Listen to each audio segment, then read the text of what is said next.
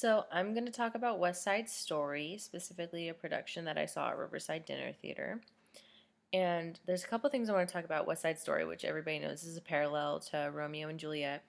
Something that I was just thinking about that I never really noticed before is how they have the police sort of parallel as the prince and the force that's trying to keep the two of them from warring.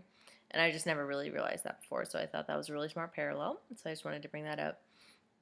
And something that I really, really love about West Side Story is how they use racial tension to sort of heighten the divide between the groups, because in the original Romeo and Juliet, there's already that clash and already that warring. We enter in the middle of the action, in medias res or whatever. And you do that in West Side Story just the same. But I like that using the racial tension, especially for the time period that it's in, it gives it it gives a more clear divide, because any two groups of people can hate each other, but I think the question as an audience when we go in is, why should we care? And if it was just two groups of two Hispanic gangs or two white gangs hating each other, I don't know that we would care so much. It wouldn't give us so much to grab onto, because we'd be like, well, why? That's what's the reason? That's stupid. But with the racial divide, it immediately gives us something that clicks for us. That's still, as far gone as we like to think racism is, it's still relevant in our lives today, and that gives us something that immediately clicks in, and so we're immediately connected, immediately present with, like, oh, it's a racial issue, it's racial tension, because that's something we can understand. We don't exactly understand the warring houses of Montague and Capulet so much.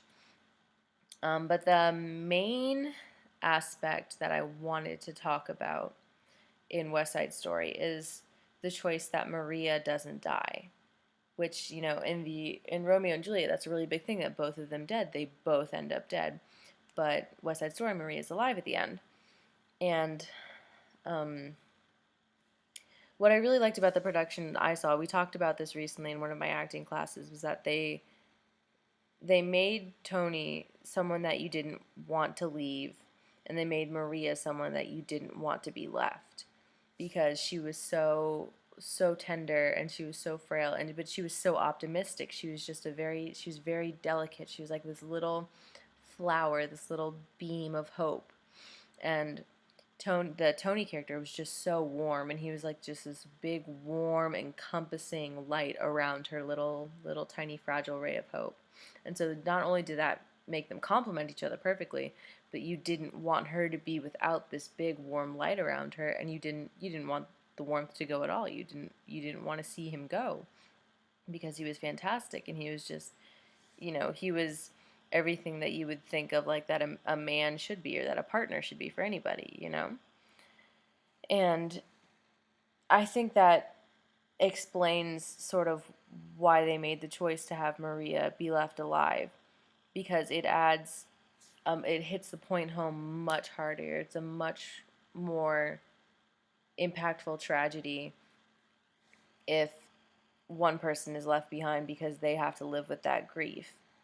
And I think it's also rings a lot truer to the time period and to today's life. That she, it's not so much common practice to kill yourself for honor, or for to be with your love, or anything like that. And like I said, I think it drives the point home much more.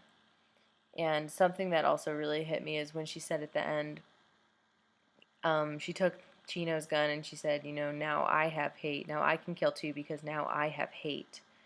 And I think that really helped drive home a point of the play that I think sometimes get lost.